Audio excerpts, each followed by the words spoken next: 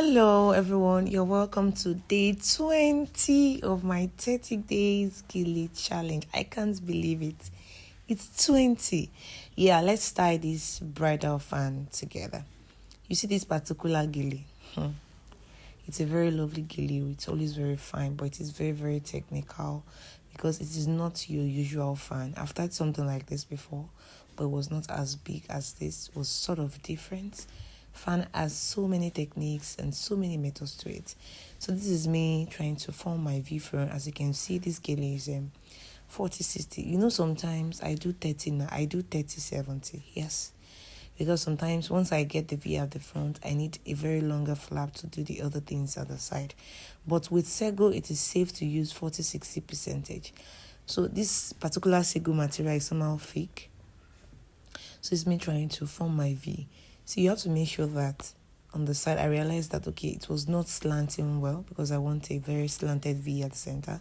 So I had to adjust that up a little bit and go on to rearrange. You see, I didn't just continue because the base is very, very important. So I make sure it is firm. I told my model to hold on to it for me. Then I just came right here to start forming my V. See, I did excessive V. Usually I would balance the numbers, but I've been seeing different gele artists online, try to do excessive pleats on this side and on the other side. Sometimes some people used to exhaust this particular flap. I tried to exhaust it, but this particular fabric is not supporting me exhausting this whole flap. So I decided to just do, a reasonable amount of pleats. I'm giving this detailed voiceover because I realized that I was covering some of the screen and it was inevitable. I had to do that to set the posture. I can still look at the base, look at the pleats, look at how well laid they are. I told you that you pin twice. You pin the first pleat, and you pin the last pleat to lay it flat. This particular sego is somehow fake and voluminous, so I had to do all that to make sure that the base is flat at first before I go on to start forming my pleat on top of it. Else, it's going to give me some crooked looking vibe. It's going to be looking crooked. So I had to tighten it, pull it, and make sure that that particular place is very, very tight.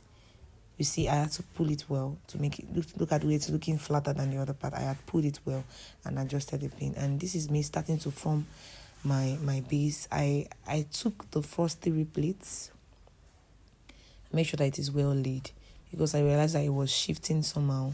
The sego is slimy, it's a slimy fabric, so the pleat is somehow shifting to the front, and I was just trying to adjust it and make sure that this pleat is important, that arrangement is important. So I pinned it somewhere around here to help me stick it to that particular position, because I noticed that it was sliding right off. So I used the pin. You can always use pin whenever you notice that it is sliding off. Don't be shy. Use pin, as much pin as you want, to make sure that you are holding it in place. So this is just me trying to smoothen things out, and I've started forming my base. I made like 5 pleats first, and then after the first 5 pleats, I started forming my base like immediately. So I speeded this base up because I was just practically forming my pleats. You see, when I started getting to this side, I started increasing the amount of, as I form my pleats on the lower side, I make sure that it is big, and as it goes up, it is slimmer so that it can hold. You see, to look as if it is not well arranged here, you see, it is well arranged because I made sure that the base were well arranged on each other. So even if it slides off, I was able to return it back in position, because while I was splitting it down, I was making sure I extend the pleats down to the other side, and it was bold. It was not tiny. On the edge, it was bold before it goes out of the fan. So it allowed it to lay well on this edge, as you can see. So if you are not applying that trick, you not get that. And this is how we have our bridal fan for today. I hope you were able to learn 1 or 2 things from today's tutorial. Alright guys, see you tomorrow. Bye.